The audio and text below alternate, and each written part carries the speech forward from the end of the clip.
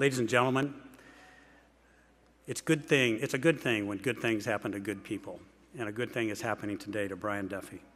It's my pleasure to present Colonel Brian Duffy for induction into the Air Force Hall of Fame, Astronaut Hall of Fame.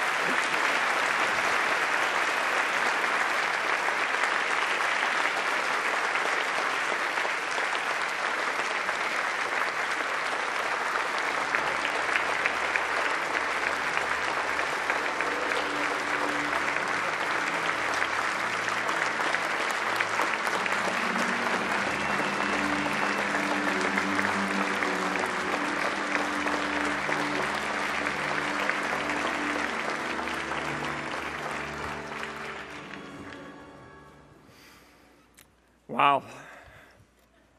Chili, do you make all that stuff up? I've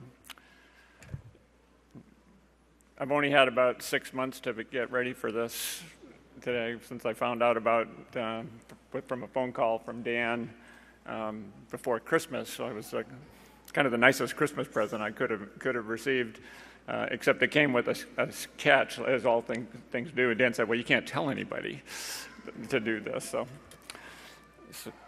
So you know, I'm used to on space missions. Usually you train for about a year before you go fly when you're with your crew, and so I haven't had a year to do this. I'm not quite as prepared as maybe as I would be 6 months from now. So Kevin was very kind in how he characterized my growing up in my life. Thank you for doing that, Chili. That was great. I know for those of you that were at the gala last night, we talked a lot more about family there and the connection that Kevin and my families have, which is very, very strong, and it's something that we value very much, Kevin. So today is it's truly an amazing day for you know, a young boy that's growing up, and actually the town that I grew up in is called Rockland, Massachusetts, and it's just outside of Southie. My folks are from Southie, and to get away from some of the things that Kevin insinuated, they actually moved out into the burbs in this little town of Rockland, which is pretty. It's a pretty nice place. I'll talk a little bit more about it. But growing up in that town makes this a day that I never would have dreamed could have happened here. So being here and being introduced by a friend of over 35 years, a good friend, this is a special event in my life and Jan's life here. And thank you, Kevin, for being here. Thank you for the introduction. When they asked me who would you like to introduce you, it took about a millisecond for me to say Kevin Chilton, to do that, just because of our friendship and our relationship.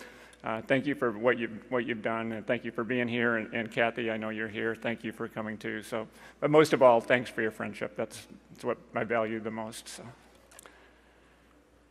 it's truly a humbling experience to be there.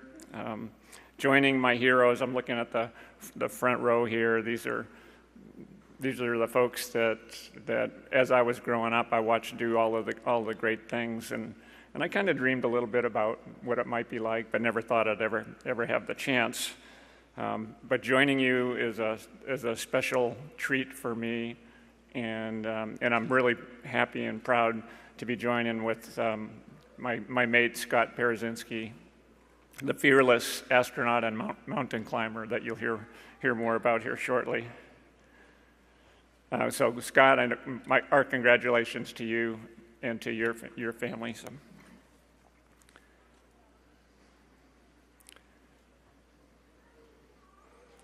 I want to thank the Astronaut Scholarship Foundation and the selection committee for shining this light on us and inviting us to join this incredible group. It's a genuine honor, and it's beyond a doubt the greatest recognition of my professional career. I can't imagine a better one. And in this role, I look forward to helping forward the STEM activities. You heard it mentioned already at least once, the advancement of science, technology, engineering, and mathematics. And I look forward to helping out in that role with joining the other astronauts and supporting the ASF. And I'd like to extend a big thank you also to Tammy and the Astronaut Scholarship Foundation, her staff that has put on not only last night's event, but has taken care of every single detail for us over the weekend, which has been absolutely fabulous. I'd like to thank Darren, who's here as well, because as has been mentioned, this venue is just awesome. What do folks think about it? Do you like this here?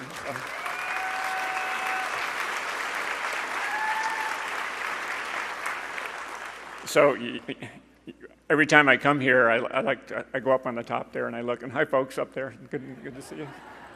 I go up there, from right about there you can see my window there, so I always like to go up and look at my window there, which is where I looked out. But this is an amazing educational event. It's a great place to bring children to, and for all of the folks that are here that have brought children, thank you for doing that, because you never know when you bring a child to an educational venue where you might expose them to something that is going to change their life forever there. So thank you for bringing all the youngsters, the future generation. And I love the way you tell the story of space exploration here. You look backwards and you look forward as well there, and that's an important message, so that when people from all over the world come here to learn about space, which is what they do, they leave much smarter and much more knowledgeable about it because of the way that you're able to tell our story. So thank you for the way you do that.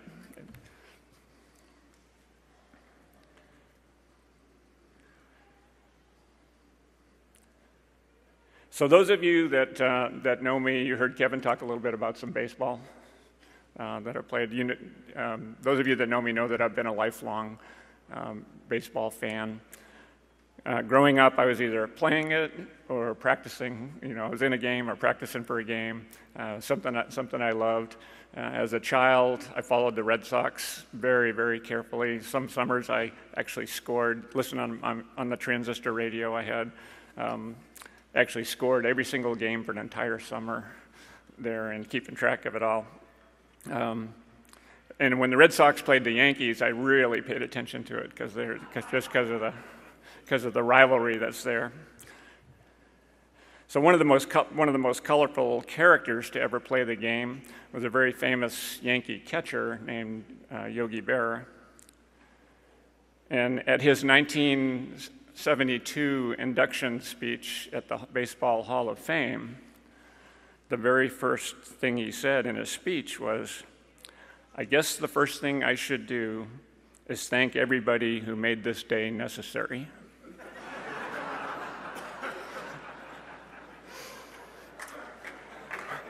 Well, yep, we lost Yogi fairly recently, but we're going to keep his quotes around because they'll last forever.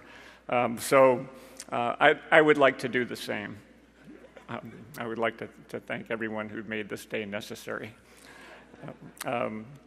Without putting any words in Yogi's mouth, I think what he was saying was that we're all shaped by the people who touch us, and touch our lives.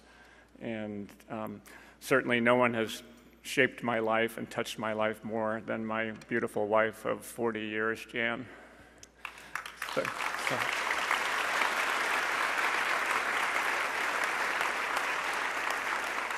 So she let me drag her all around the world. You heard Chili did a pretty good career synopsis there, but we moved 8 times in the first 10 years that we were married, some of it to overseas.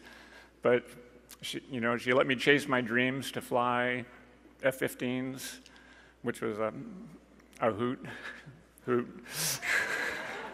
And then when the opportunity came up to become a space shuttle astronaut, she fully supported it. And I told a story last night about how when I got the call, I called Jan at home, and our children at the time, Sean and Shannon, were 2 and 4, and they were sitting next to Jan had them on the counter, and the phone rings, and I give her the good news, and she's all excited.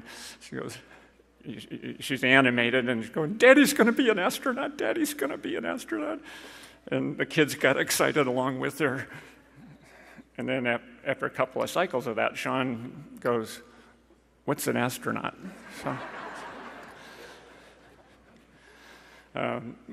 but with all the support I've gotten, so Jan says she was happy that I got the chance to again chase a dream and have it come true, and it was just an amazing thing to have the best seat in the house riding on a space shuttle, while she had the worst seat in the house, standing 3 miles away on the roof of the Launch Control Center, watching us leave town on 1,000 feet of fire.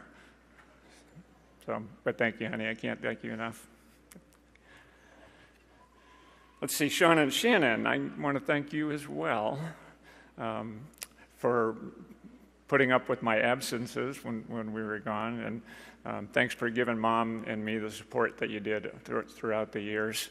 When it was kind of funny, we were on the bus driving out here today, and Sean and I were sitting in the back, and he goes, "You know, this is kind of different. We're driving out to the Kennedy Space Center on a bus with no threat of a launch slip."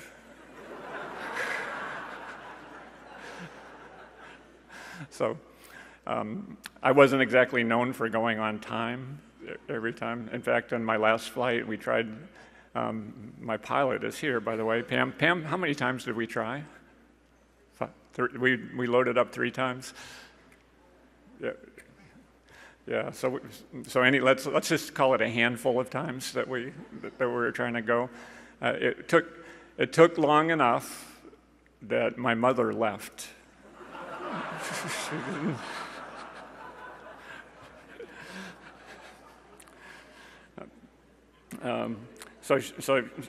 And now Shannon and husband Thomas, and I don't know if where they are, or if they're here. I just saw them earlier, but they've given us 3 beautiful grandchildren who are roaming around here.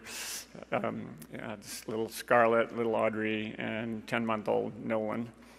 So nothing more important to me than my family, and I can't thank you all for the support, and I love you all. So. I feel so blessed to have been born when and where I was.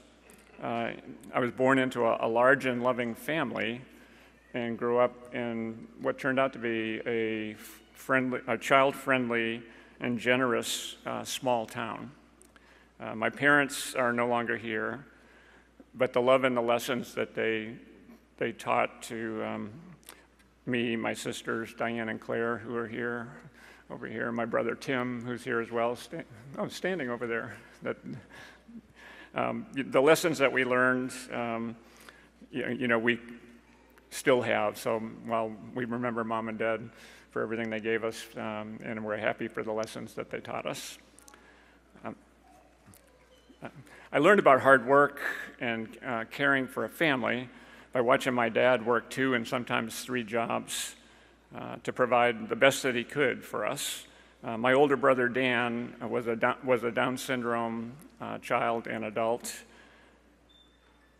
and the jobs that my father was working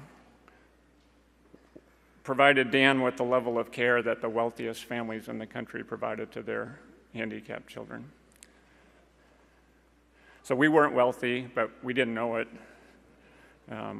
Didn't matter, to tell you the truth, because we were raised in a very loving environment where we had everything we needed. We didn't need anything more than that. My mom was the glue for the family, as a lot of Irish mothers are. She lovingly set down the rules and made sure that we followed them. She also encouraged us to strive to do our best with our God-given talents and abilities. So that was a lesson that we learned early in life. So thank you, Mom and Dad, for all that you did for us. Jen's family's been important to us as well, and they are here today. Her dad, Jack Helms, and Jack's sitting over here next to my brother Tim standing, and Jack and his wife Patty are here. And Jack, I can't thank you enough either. Over the years, you've given me some fabulous advice and counsel. You've helped us a lot. It's paid off, and so thank you very much. And as far as like the golf swing tips go, I need a few more. So keep them coming. My game's falling apart. Jan's sisters are here as well. Judy, Joni and Jackie, and I don't know where they're sitting, but they're nearby. So they're here. They're here. They're right in front of me, and their husbands and friends and family are all here as well. And they've been nothing but supportive to Jan and me and our family over the years, and we thank you for that. We love all you guys.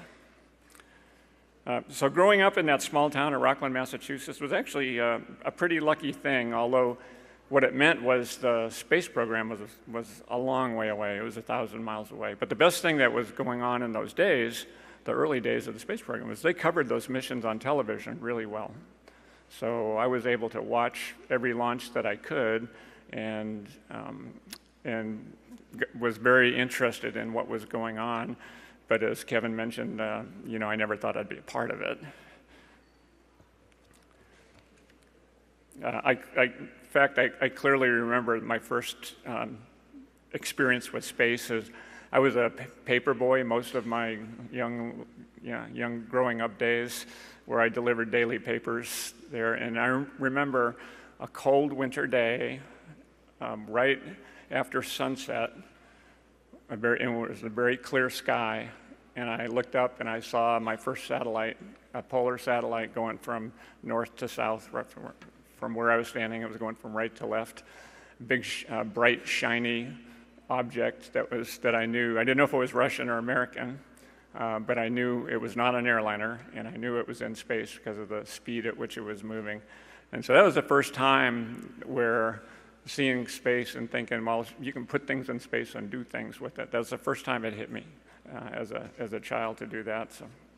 So I remember very clearly my first exposure.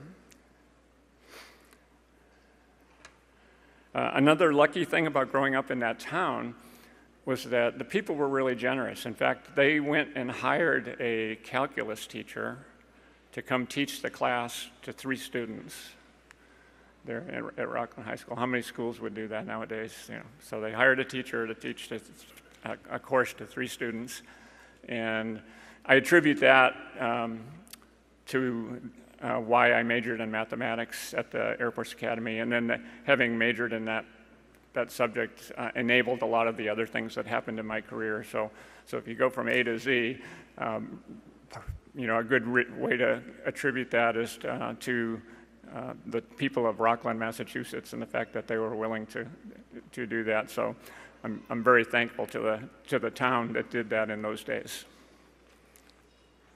So the human space program's always been kind of on my radar. I've been watching it. Jan and I, in the summer of 1975, came over to watch the Apollo-Soyuz test project launch, and Vance was sitting right here in front of me. And we were on the causeway out here, sitting there watching, looking across the water at the Saturn vehicle that was on the pad out there. And we were wondering what was going on through your mind there as we heard the crew getting loaded in, and Jan and I talked about, what are they thinking? What are they feeling out there? Well, little did we know that years later, and not many years later, Vance and Bev would be good friends of ours, would live in the same neighborhood. Bev would be Sean's Cub Scout den mother, and their son Eric would be Sean's good buddy. So it really is a small world. I know that the successes that I was able to experience in the shuttle program would not have happened without the absolute commitment of tens of thousands of people across the country. You know, those people, some were in DC inside the Beltway doing the things that you have to do inside the Beltway to make sure that the workforce has the resources that it needs.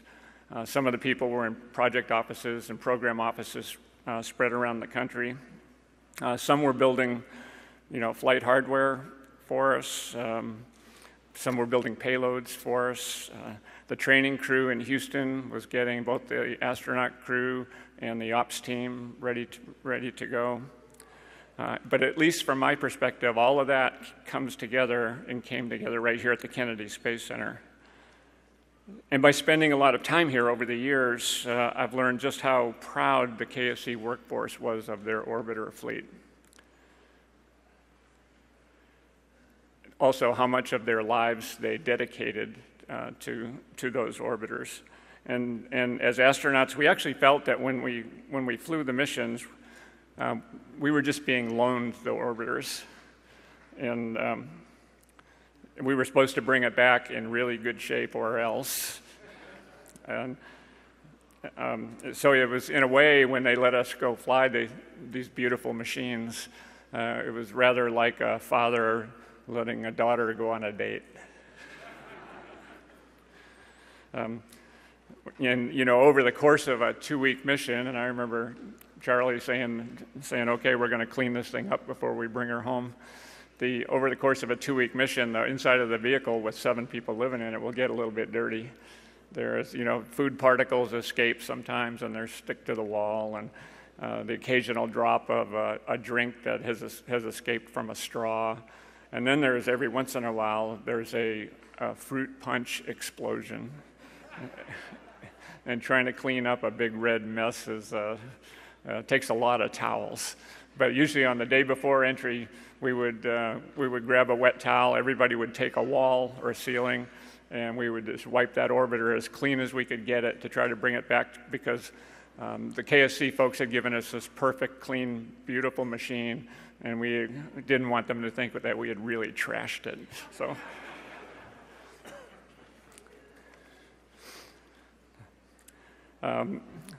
So I'd like to thank the astronauts who went before us that set the bar so high for us to try to achieve, try to reach it, and my other shuttle colleagues for all they did, for all of their help and teaching and guidance. That you know, you guys all set the standard for us to try to watch and learn from you. So I thank you for doing that. So for me, this is a day of thanks to all who've helped me, but it's also a promise of what's to come. I was the child of what I consider the moon generation. Many of us have and are helping lay the foundation on the trip to Mars that Charlie talked about. When I talk with youngsters, I tell them that they are part of the Mars generation. They will see it happen, and if they want, they can be a part of it. The Orion spacecraft, the vehicle that will carry the humans farther than they've ever gone before, has already had an extremely successful test flight. The second vehicle is being built right now in the Kennedy Space Center, and it will launch in about 2 years on the Space Launch System. That's going to be the nation's new heavy lift rocket, and it's going to take Orion and astronauts to where they've never been before. So we're well down the path to continuing human space exploration, and it's all going to happen right here at the Kennedy Space Center. To the scholars that are here today, and those of the future, human space exploration is alive and well, and I'd like to tell you, just follow your dreams.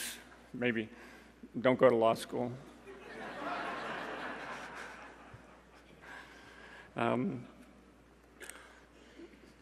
You know, the scholars, as was mentioned, are just an incredibly talented group, and we're actually very happy to hand the baton to you for you to carry to help make the Mars generation successful. So I guess in wrapping up here, I'd like to use one more yogiism, and he said, "The future ain't what it used to be." I agree. Things are really looking up for the space program and for our country, and I know the astronaut scholars will be among the leadership team that will take us to Mars. So thank you so much for being here today, and thank you for this great honor.